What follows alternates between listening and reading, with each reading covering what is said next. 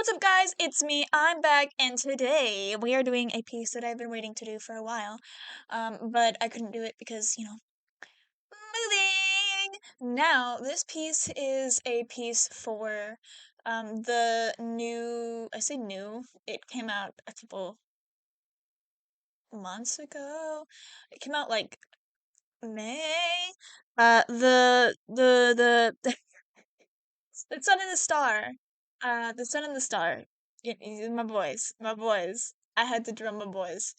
Um, so yeah, we're gonna do that here. Yeah. I really liked how this one turned out. The lighting is particularly something that I really liked because I went all out. I pulled no stops, and I really liked it. It was great. My skills are off the charts with this one. Okay, with this one, it's great. Anyway, I wanted to talk about the book a little bit. I've made a couple TikToks about the book and some things that I didn't really understand, but overall, the book is so good and it's very cute and I love it and I love the dynamic the boys have and I love the fact that they finally get to, have time to themselves, even if it is almost dying over and over again. But that's demigod life for you, I guess. Not that I would know anything about that. But I really did enjoy the book. I liked all the nicknames that they called each other. I love the whole journey. I love that you get to see the map and watch the journey. The flashbacks. The flashback did made me want to cry, but so did the dreams. But the whole book made me want to cry. I don't think I actually cried. Don't hold me to that. I might have. I don't remember. I don't know. I don't remember things. But this scene in particular was so adorable. This final scene of the book where we get the two of them falling asleep next to each other, and then the Cocoa Puffs come up and like cuddle up against them, cuddle up against them and each other, and it's just all of them peacefully sleeping on one of the Apollo beds, and they just fall asleep. And so I wanted to draw it. So I have the door is slightly open because obviously the Cocoa Pups got into the cabin, so the door is open a little bit. So I drew it, and I really like how it turned out. It's just so cute. I love the boys so much. They're so precious. And if there are any Will haters, I would like to kill you. Not kill you. Okay. Okay, let's calm down. I would like you to leave because I don't understand. Like, I had this one friend tell me that they didn't like Will because he, quote, ruined Nico. And you know why he ruined Nico? Because Nico wasn't angsty anymore. AKA, he wasn't depressed anymore and sad all the time. They were upset that Will made Nico happy. I don't understand the world. Anyway, for this, I really wanted to capture this because it's like the two of them are just sitting there next to each other. Specifically their legs are like crossed over each other, and they're holding hands, holding one hand, only one hand, and they're just drifting to sleep right next to each other, so peacefully, and it's just so cute. And I had to draw it. And I love it. I love how it turned out. I hope you guys do too. This book was everything that I wanted, but also nothing that I wanted at the same time.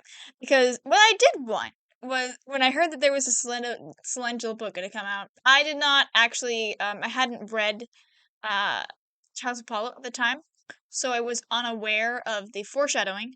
But I was hoping for a sort of different book where we would get to see basically what we do see it in the Sun and Star, but what I wanted to see was the two of them falling in love, like how they got together.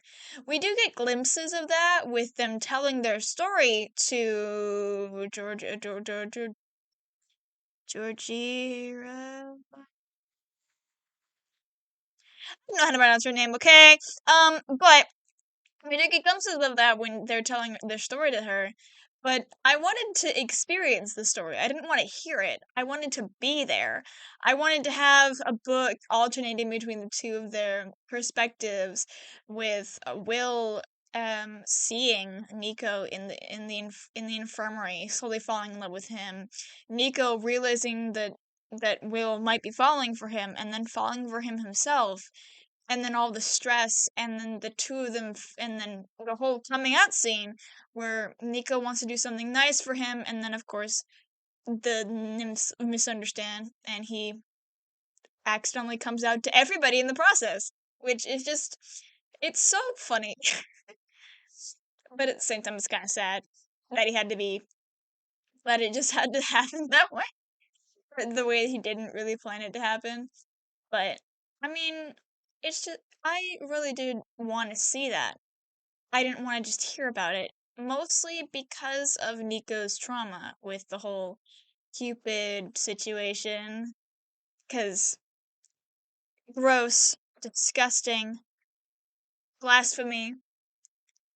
And I wanted him to be able to come out on his own. And of course he did, but we didn't really get to see it. We just heard about it. Again, I don't want to, like, be mean or anything, but I would have just preferred if we've gotten to read it ourselves. I think it would have been a bit better. And then,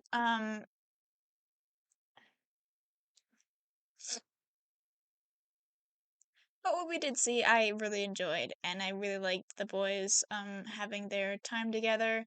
They had a little mini fight, and it was terrifying, and I was crying. Um, but I love them. They're adorable, and they deserve all of the world and all of the happiness in the entire world. Although I will say, I still am a little salty that Rick for completely apparently just forgot that Nico did murder somebody, and that the whole Octavian situation was not his first kill, and that Nico had murdered somebody in the past. Uh But I guess he doesn't get the dignity of having it mentioned in the book or something. I don't know. But I feel like it doesn't make sense that it wasn't mentioned, because obviously, uh, Nix would have known.